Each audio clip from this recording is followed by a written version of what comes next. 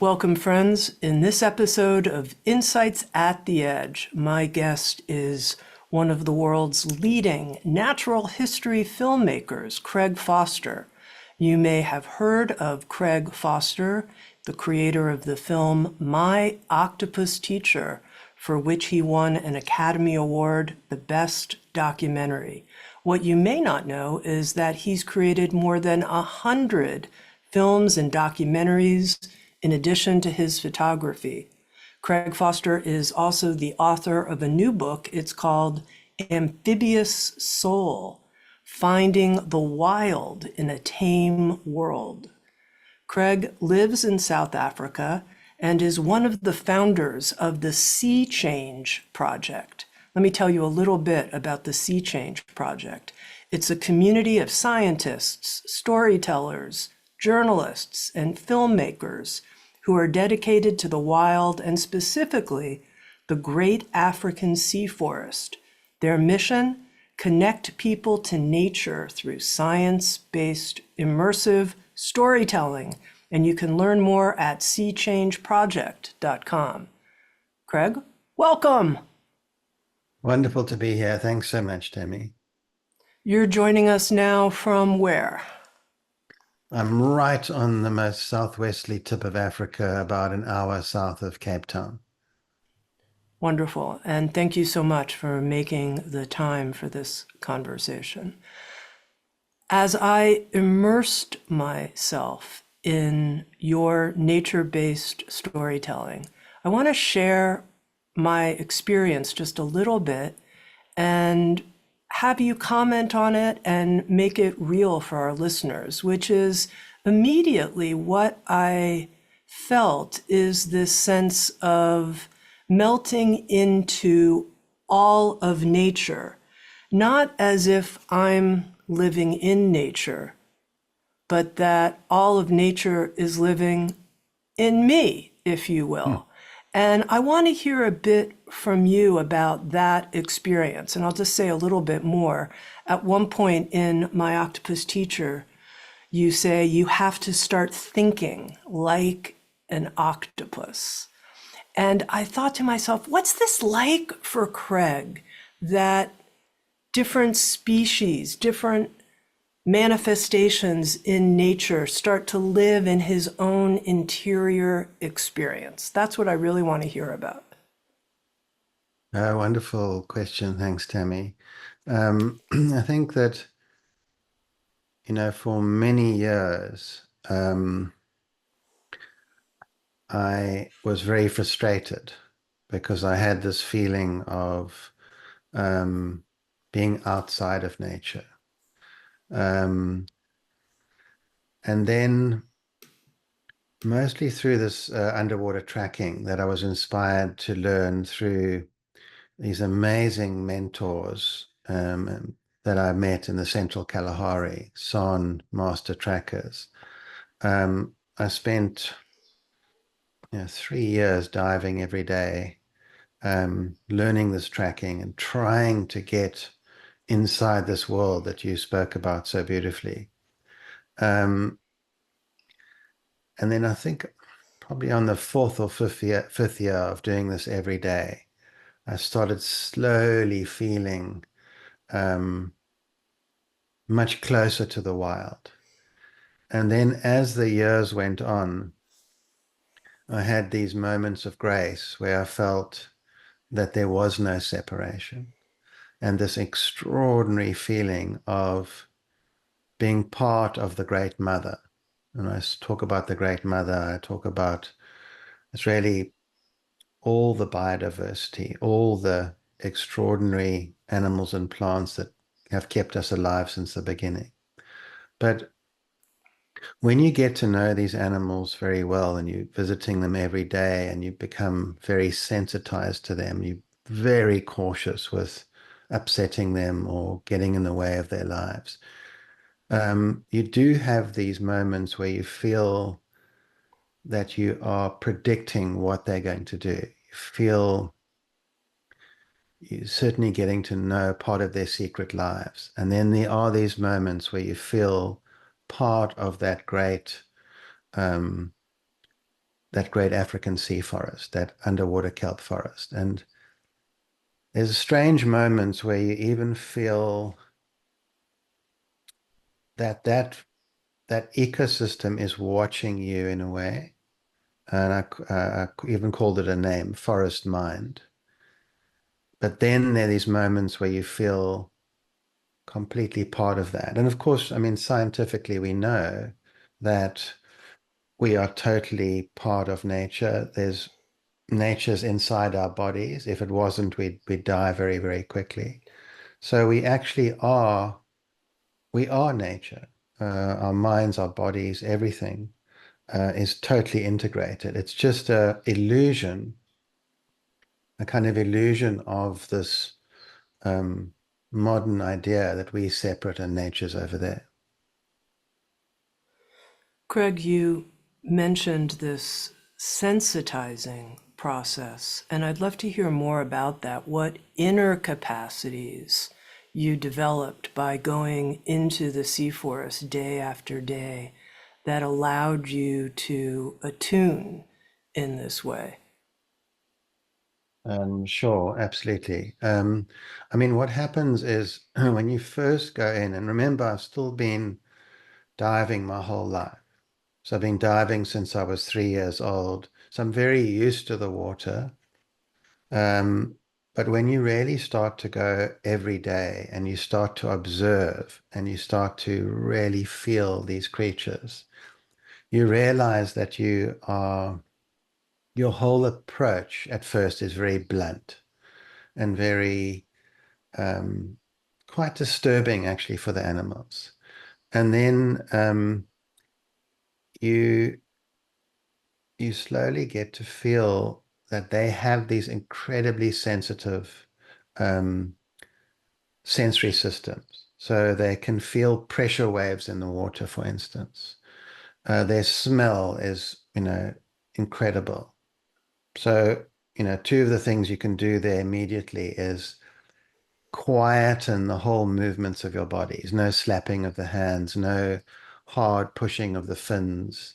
Very, very careful movements to bring those pressure waves right down. And immediately you see the animals will react differently.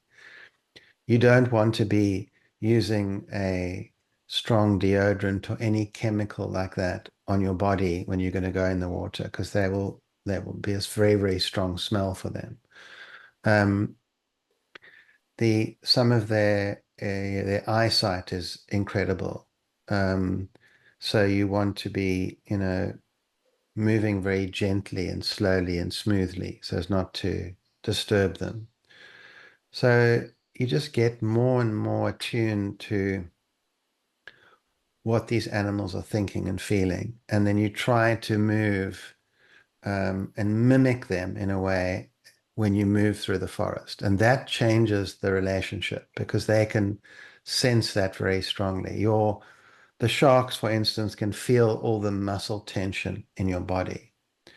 They can measure that. They can measure your heartbeat. So you want to quieten all that down, relax the muscles, slow your heartbeat right down. And then they react accordingly. Craig, this is a question I have to ask at this point, which is when I hear you describe this experience, as I mentioned at the beginning, I can melt into it. I can fall into it and open to it and feel it. And it's powerful. And my whole being kind of comes online. My heart swells. But then if I get up out of my chair, perhaps, and go outside into a wilderness environment where there are wolves, cougars, or if I were to go into the water where there are sharks, I'm really terrified and I feel very separate. And I don't have this sense of connectivity that I can access in my imagination when I'm actually in my individual body experience in these environments. I'm really afraid. And I think how these things coexist, it's very strange. And I'm sure you've encountered a lot of people who are in a situation similar to what I'm describing. And I wonder what you make of that. Yeah, very interesting observation. So what's happening here, I think, Tammy, is that all your wild memories, you've got, in a way, 3 million years of memories of living wild, as that in the Homo genus, 300,000 years of living wild as a Homo sapien. So your entire memory, your design, is equipped to be quite comfortable in that completely wild situation. And that's actually what your whole being is craving. But now your physical body has not had that training because you're born into, a world post hunting and gathering in an industrial world. So um, your conscious mind and your body is not used to that. So that's why you've got those two big differences. And what I call this the sort of um, the tame part of your existence and the wild part. And what a lot of what I'm writing about in the book is how do we get this balance between the tame and the wild. We obviously can't go back to being fully wild, um, but the tame is too dominant um, in my mind. So all you have to do is just slowly, gently teach yourself what you already know. And, I wouldn't go straight into, deep wilderness where there are a lot of big predators. Get to know areas that are, say, surrounding your house. Get to know the trees, get to know the smaller insects, mammals, birds, whatever you like. And then as you get to know them, as you get comfortable, you just go closer, closer and closer to those more wild environments. Maybe at first go with someone who really knows what they're doing. And you would be amazed how quickly all those old memories and the old language starts to come back. And then you will quite soon, I mean, I'm talking quite soon, maybe months or more, feel very comfortable in a place where you'd now feel afraid. Well, it's interesting that you use the words the tame and the wild. If I were to accurately describe it, I would say the terrified and the wild. That's a good thing. I mean,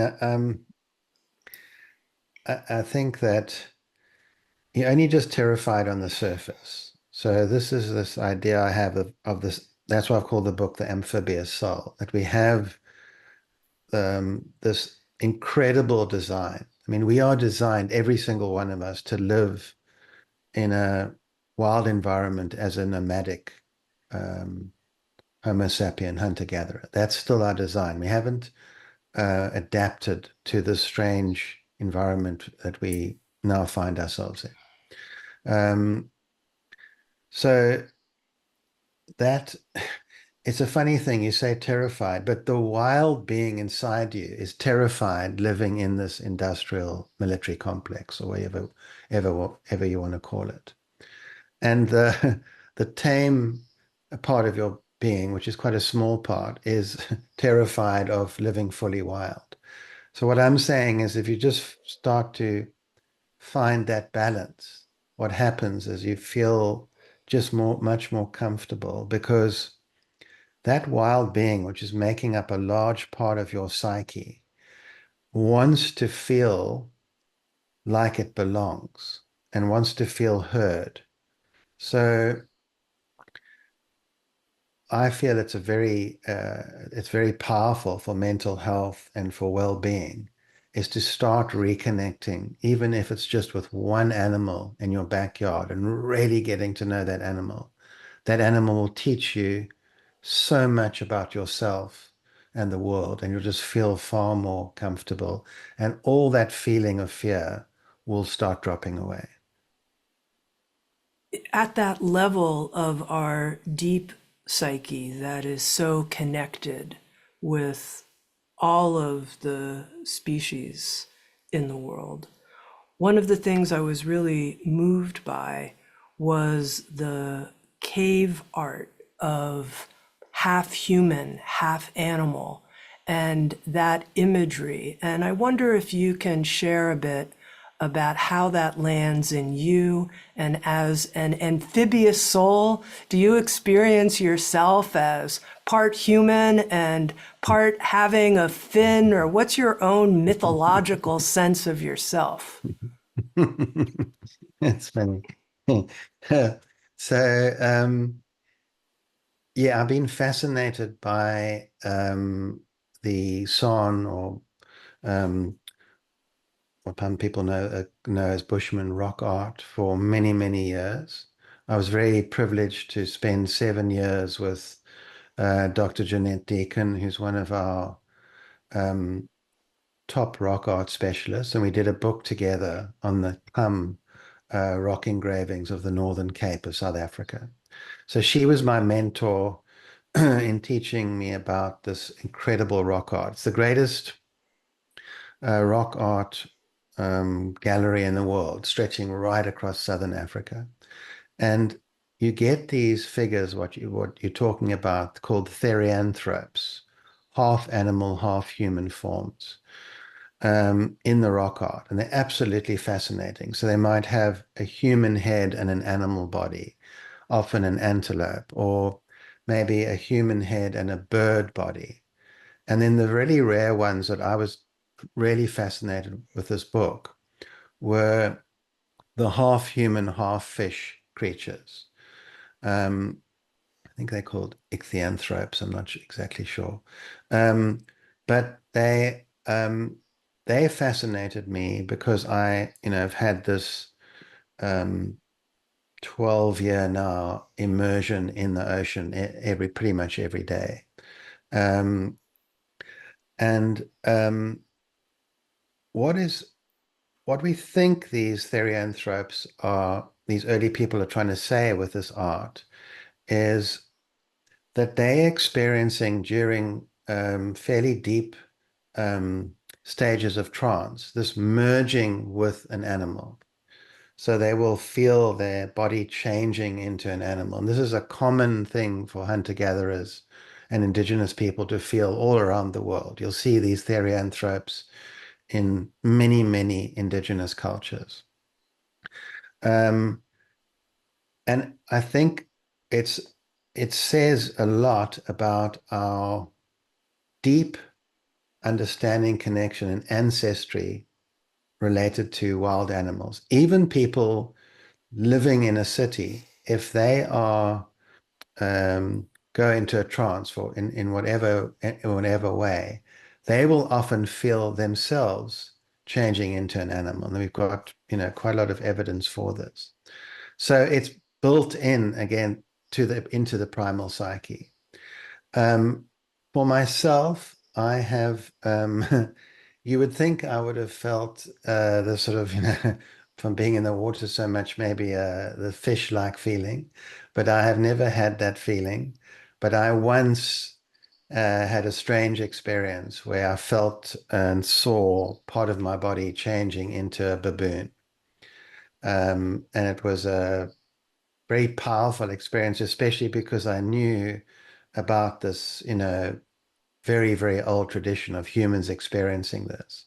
And I always remember today still, I had a diving watch, an old diving watch that my dad had given me with those, that they used to glow in the dark. And I'd look down at my arm, which had become like a baboon arm at that point, very hairy black arm with nails. And the watch was on the arm glowing. It was a very strange image. I mean, this is a very long time ago. So it was a powerful and interesting experience. So it's something quite normal, actually, and quite normal for a human being to experience during trance. Craig, one of the things I'm curious about in your experience, here you've had these tremendous nature communion experiences. Do you find yourself still at times feeling like a separate, alienated, suffering human being? And if you ever find yourself going in that direction, Is it like, oh, okay, I got to go jump in the water? Do you have a way back to your natural wild wholeness? And what is that way back? Yeah, that's a very powerful question. And for sure, sometimes I feel very much in that very uncomfortable state. And it may be caused by, a lot of stress or who knows, so many things in life can do that to you. Um, and if it's a fairly mild feeling or of uncomfortableness, certainly, and I just go straight to the ocean. Hopefully it's, find the coldest water I can, spend an hour in there, and it's quite a radical transformation because the whole brain chemistry shifts and one can feel pretty terrible going in and absolutely fantastic coming out. Of course, if you have a you know more difficult experience, it more deep-seated or traumatic, um, that requires quite a lot more work. And that for me might require going into the ocean every day, maybe spending more time if I can, if I've got too much work, um, in a wild environment, um, perhaps doing quite a lot of breathing work as well as the cold water work. I might increase the cold water work by working with very cold temperatures, say close to zero. That also has a profound effect on one. Um, so there are all these techniques that help tremendously. Obviously, exercising helps a lot, keeping fit, eating very healthily. So many of these factors affect us, but nobody, I think, is immune to um, being um, affected by things in life that can throw you. I mean, it's at the moment I feel really great. I've just come out the water now. It was a raining, freezing day and just felt this incredible warmth in that icy water. I feel strong and healthy. But that can all change quite quickly. But it's incredible tools to have. This um, this ocean here, this sea forest, and this environment is tremendously healing.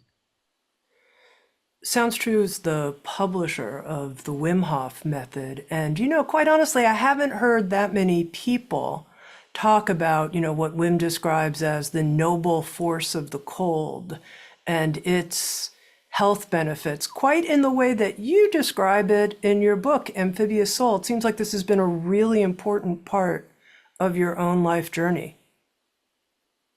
Yes, I mean I've chatted to him a couple of times, and I think it's amazing what he's achieved, and I think he's helped a lot of people. I think that, and the cold is certainly, um, it's a powerful tool and it changes your brain chemistry, as I said, quite profoundly.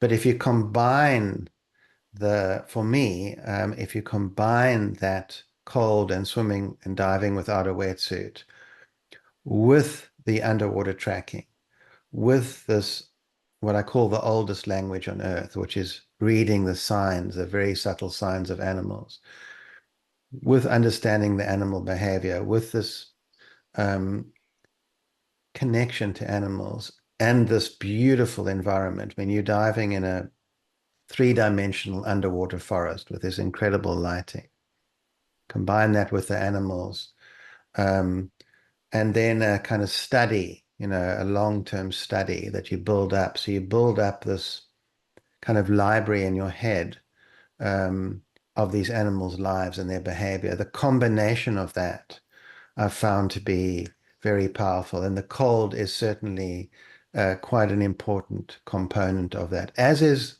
warmth. It's not like you're just having this sort of, very um, hardened, difficult time and pushing through it. You actually start to enjoy the cold tremendously, but we also enjoy, say, the heat of the sun on a rock, or even a sauna. We build these little homemade saunas and enjoy that as well, or a fire. So it's kind of a balance with all these primal things. Now, Craig, you mentioned that the other animals under the water, some of them could be sensitive to your heart rate, so that if you felt afraid, your heart rate would, of course, go up, and that you could intentionally relax and lower it. And I'm curious, what do you actually do how do you lower your heart rate when you need to on the spot? I mean, it sounds um, more complicated than it actually is. So, I mean, one of the very obvious ways is just to relax tremendously. So you hardly moving in the water. As soon as you start to do that, you're not kicking to try and stay afloat. You've got all your buoyancy is right. You completely relax. You're moving very slowly. That's going to bring your heart rate down. You have done a lot of training before, so I do a lot of breath work and holding my breath. So I'm very, very comfortable in the water, comfortable holding the breath. Um, and just to actually sort of visualize everything just going so slowly and calming down. Um, and then certainly those kind of simple things, um, you can also consciously say, okay, I'm going to just lower my heart rate a bit. I'm just going to let it go. And as you do that, you just feel yourself relaxing, and then it goes slowly. And keeping fit as well.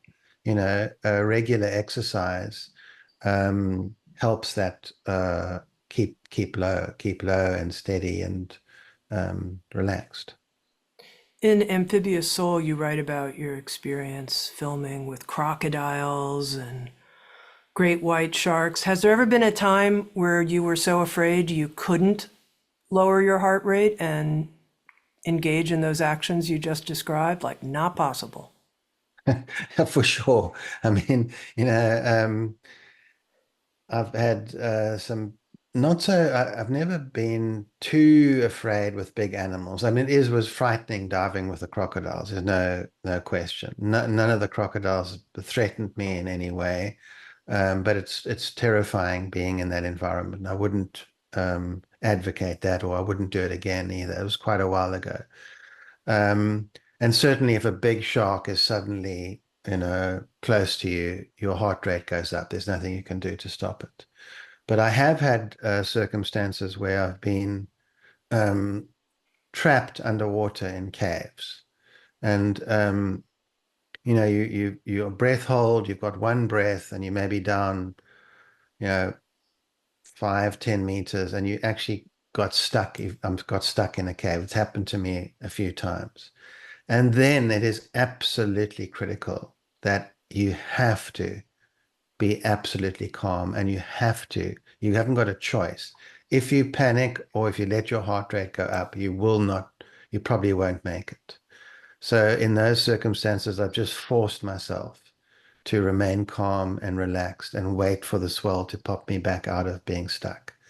So that is if it's funny enough, if you're right on the edge of life and death, then your being takes over and it just remains completely calm because it knows the alternative is not good.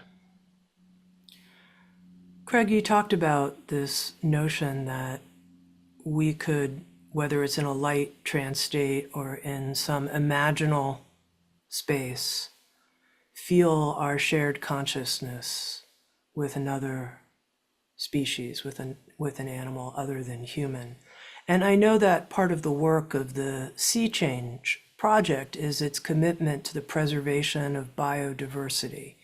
And you actually have this project that you write about in Amphibious Soul, the 1001 Species Project. And I'm curious what you think happens to us when a species goes extinct. I mean, it's still in our collective memory. What are we losing as human beings and the complexity and richness of our consciousness, if you will, when a species goes extinct? Why is this so important to you? So my sense of biodiversity, which is all the animals and plants and bacteria and all their interactions, Um, it feels to me like that complexity is our mother of mothers. She is this incredible life support system that has literally allowed us to breathe and eat from the beginning of our species. If you take away biodiversity, um, many people don't realize that, we'd instantly die. And if biodiversity collapses, we will find it extremely difficult to survive as a species. So, in a way, she is the most precious thing that we will ever know, because this is the substance that's keeping us alive from moment to moment. These small creatures, big creatures, but it's often the small creatures that actually are producing the oxygen and the plants for us to exist. So um, it's like if there could be some manifestation of the divine or God, I would have imagined this would be the closest thing you could get to it, because it's literally keeping us alive. And if you have a species going extinct, um, that is like a part of that life support system, that mother of mothers, that this precious, precious stuff being snuffed out. Of course, as evolution unfolds, there's a very natural process where animals do go extinct. The problem now is because of our human activities, we've increased that very, very slow extinction to 1,000 times what it should be. So, now when these animals are going extinct, um, every single day, unfortunately, as one gets connected to this wild system, you really feel that loss in a very powerful way, and it's very difficult to deal with, because these animals are, we come from them. They are ancestors. We are, we only here because of them, and they keep us alive. Now, I mean, what creature um, destroys its own life support system? It's a strange thing that's going on now, and it is very difficult to come to terms with. Can you share with me an example of a creature that you've bonded with that's gone extinct and what that process was like for you? Gosh, I can't actually think of a species that I have specifically bonded with that's gone extinct. What I can say is that, we are fortunate enough to live here um, very close to African penguin colony. Um, and this animal is right on the edge of extinction. These are these incredible little flightless birds that I've seen hunting in the water, I've swum with. They are I've seen them sitting on the eggs, the chicks hatching, these magnificent little chicks being fed. Um, and enormous interest. A lot of millions of people come around from all over the world to see them here. It's like one of the main things to see. But at the present rate of decline, they will be functionally extinct in by 2035. This is around the corner. So you can literally feel, these animals slipping away. Um, we see great white shark populations here also diminishing fast. We see many of the shark species diminishing. So I'm feeling that process unfolding with these animals I know, but actually, going extinct. I don't, there are so many animals are going extinct, but we don't even know. That's the frightening thing. They haven't even been looked at. And that's why we're trying to study 1001 animals in the kelp forest to try to actually get a grip on all who live here. I mean, there are obviously a lot more than that even, but it's a lot of animals to look at. Yeah. In your identification process on your way to 1001 and more species, creatures in the kelp forest, have you discovered anything that previously was not documented or was barely documented that you could say, oh my God, look what we found. This is amazing. Sure, sure. Um, I mean, one of many examples is I found a mysid, which is a like a little type of shrimp that lives inside the octopus dens. And they have this, it's a beautiful little shoal of these animals, and the octopus tolerate them. There's probably some kind of mutualistic relationship.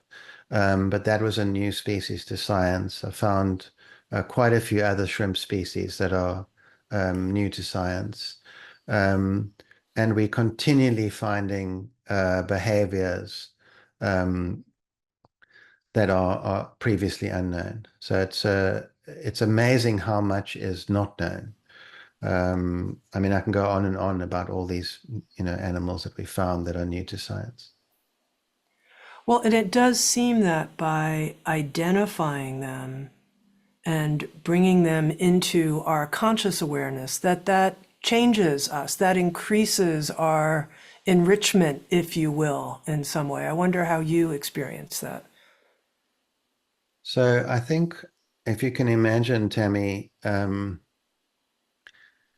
I like to do is imagine going back in time and thinking what, every person before the agricultural revolution was feeling.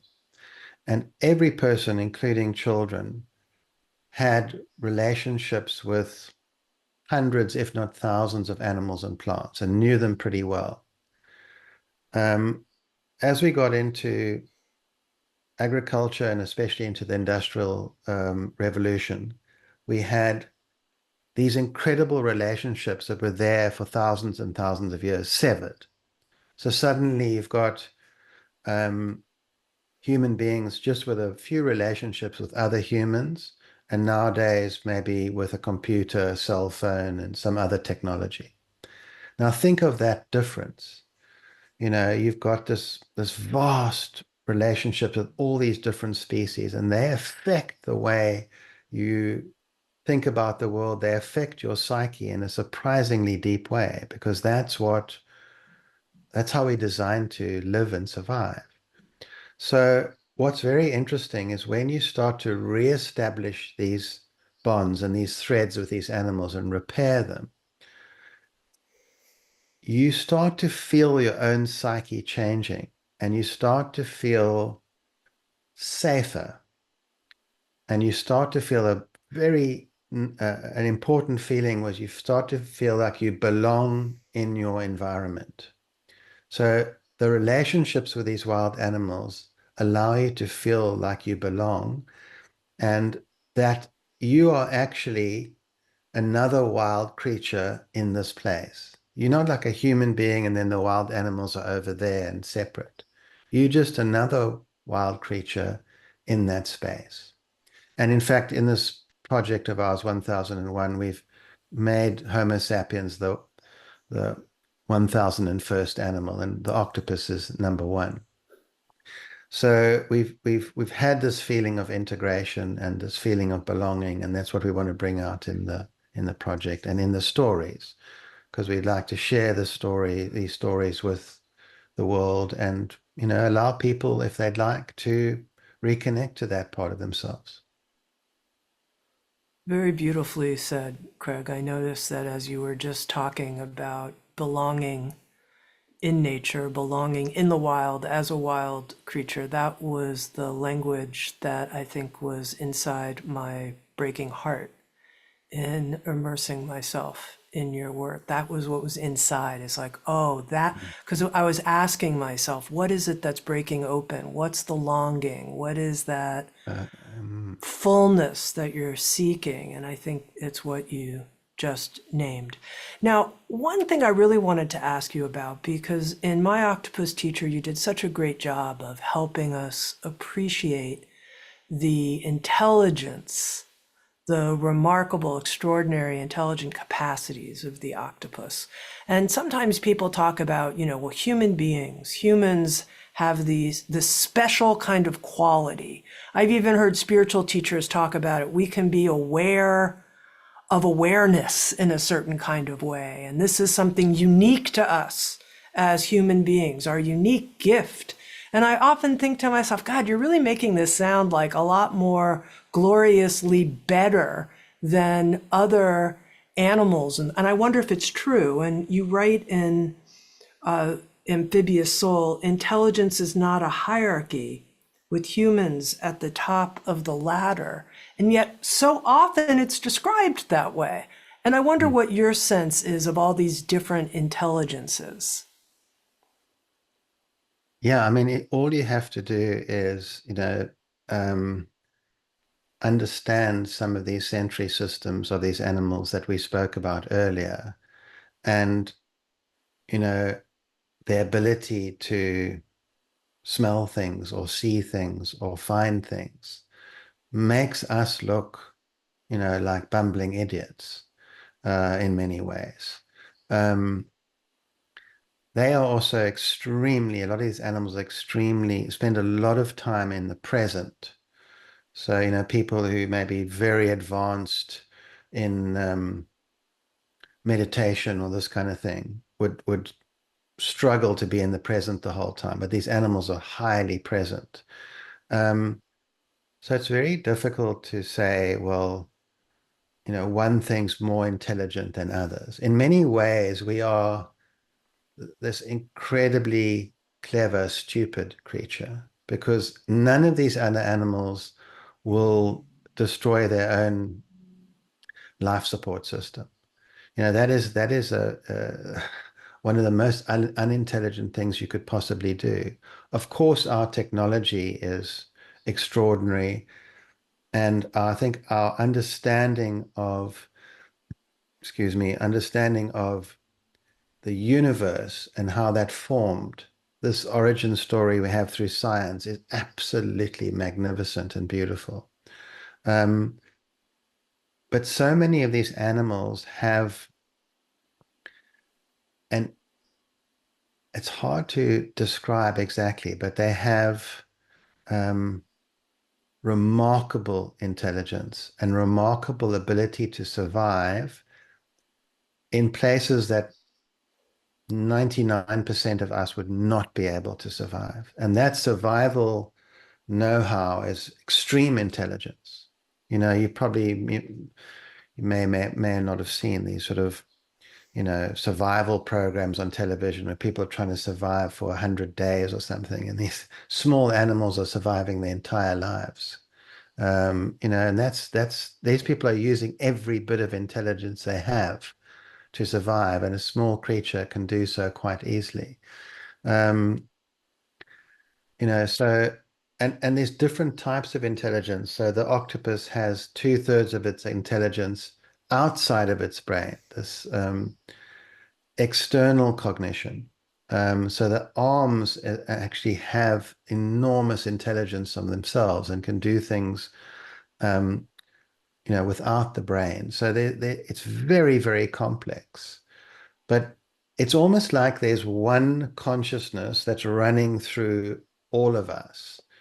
And we are expressing it, or when I say we, the animals ourselves, the different species, are expressing it just in a different way, but it's very similar in some ways. It's the same thing. It's just being expressed in a different way. And how would you name the unique contribution of human intelligence? Gosh, I haven't thought too much how to, when you say name, what you mean? You mentioned that we have the capacity to study and know history, our history, that there's some Okay. contribution, because you're talking about this huge creative universe of oneness that's expressing through all of us, what's our unique contribution? I think what comes to mind now, there's probably many things, but what comes to mind is this sense, and to a large extent, the science of knowing that this started 13.8 billion years ago. And there were these enormous explosions and this incredible darkness for billions of years or a billion years, and then the cosmic dawn. And then out of this, galactic dust, these creatures and eventually us formed. And we still in our bodies have the molecules that were formed in these giant explosions so long ago.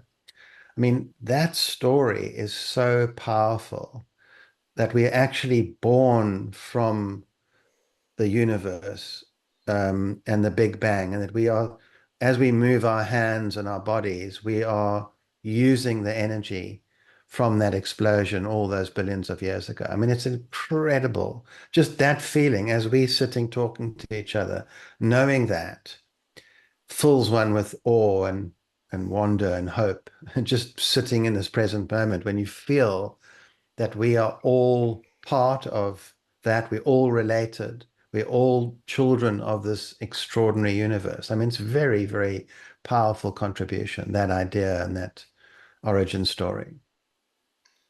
All right, Craig, just two more things I want to lob your way.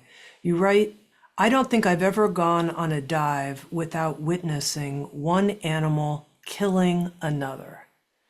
And this is part of what astonished me when I watched The Great Dance, and that is a hunting story in the Kalahari, and also in watching the death in My Octopus Teacher. And I wonder how witnessing animals killing each other every day of your dive, how that has affected you and your own view about death and dying. So first of all, I think what happens, like when I did the first few years of going in every day, it felt like, it felt like a killing field in many ways. But then as you start to really understand the wild and understand nature, you actually see that this whole system of predator and prey and so on, parasites and everything, is incredibly supportive of life. So the predations are absolutely necessary part of this incredible biodiversity and in a way, the predators are the architects of the prey and their genius. So if you don't, you have to have them in place. It's a beautiful, powerful system that supports this massive array of life. So it does make me feel, I'm still afraid of death, like most people, but it gives quite a lot of release from that. And you see this death rebirth process as so necessary, and so elegant and beautiful. And it's this death rebirth process, ending on this notion of rebirth, that I want to conclude our conversation around, which is this notion of regeneration and the power of rebirth and regeneration at this time. Because we've talked about species that are on the brink of the potential of extinction. And, this is such a time of transition for us here. And I'm wondering your sense of this possibility and power of regeneration. I know you mentioned to me right at the beginning of our call, before we started recording, that you're moving back now to a home that had been impacted tremendously by a fire. And of course, fire is such a force of destruction. And then there's the power of rebirth and regeneration. So this is the note I want to end on, your own life view of rebirth and regeneration. So, I mean, I've been fortunate enough to see especially in the ocean, there's incredible capacity for nature to regenerate. A huge storm comes through, and an entire reef is stripped and destroyed. There's just a bare rock. And 2 months later, it's completely, regrown, although the animals and plants maybe not that big, but there's just that life just comes back in this incredible, magical way. So nature has this incredible capacity to regenerate. The planet has gone through many mass extinctions and smaller extinctions and often come back with more biodiversity, more life. We are at a point now where we are facing very, very serious environmental polycrisis. And it will be extremely difficult for us humans because we've created this very difficult position for ourselves. But, I think what we can draw from it is that these death and rebirth cycles have gone on through this planet for a very long time. And we will probably now be in one of those cycles. And let's hope we have the ability to survive it as a species, because I think we're a very beautiful species in many ways. And we have tremendous capacity for empathy, care, and love. And who knows exactly how long the trajectory will be. But I think that we live in a world, in a universe of regeneration, and that gives one a lot of hope. And Craig, tell people about seachangeproject.com and how they can support your work. Thank you. So Sea Change Project's now been going for 12 years. It started with a small group of scientists and storytellers and filmmakers, people I knew well who wanted to come diving with me. And they put 5 years of their time in as volunteers for free because they're so passionate about it. And then we had to form it in a more formal way. And what we're trying to do is really get to understand deep nature, understand these animals face to face, bring their stories, bring their science to life, and then use that knowledge and that power and that storytelling and filmmaking ability to create policy at government level and at business level to affect change, to try to protect the biodiversity of this planet, the most precious thing we will ever encounter, and our life support system. So that's fundamentally what we do. It'd be amazing if people can help and donate. The Sea Change Project has a beautiful website. The book, Amphibious Soul, which you kindly mentioned, there's a QR code in that book. I don't know if you have looked at that at all, Tami, but you can put your phone or tablet on that QR code and it takes you to 27 short films that relate to stories in the book. So you can read and immerse.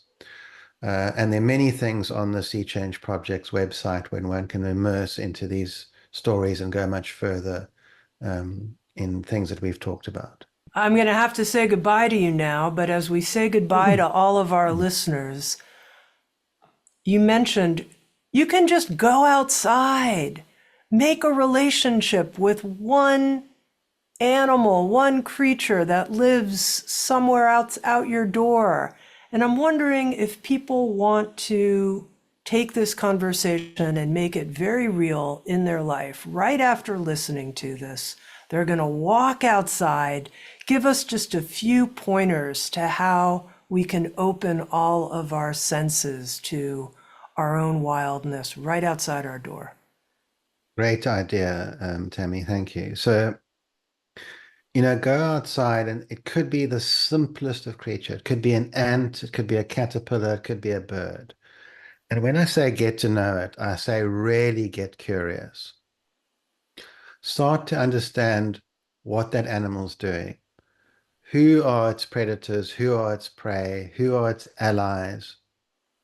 And just through that one animal, if you really get to know it and try to study it, and you need maybe 10 minutes, half an hour a day, write down a few notes, look it up, use everything in your toolkit to understand that creature. Over a few years, that creature, I promise you, will become your greatest teacher. And your mind will change 100% as you get to know that animal deeper and deeper. And I mean, it's just a simple case of you don't have to be very clever. You just have to have persistence and curiosity. And then you will start to know the wild and know yourself. Academy Award winning filmmaker Craig Foster, My Octopus Teacher, and the book Amphibious Soul. Again, learn more at seachangeproject.com. Craig, thank you for making my heart and awareness much, much bigger. Thank you. Bless you, Tami. Wonderful talking to you. Thanks so much. Sounds true. Waking up the world. Thanks for listening.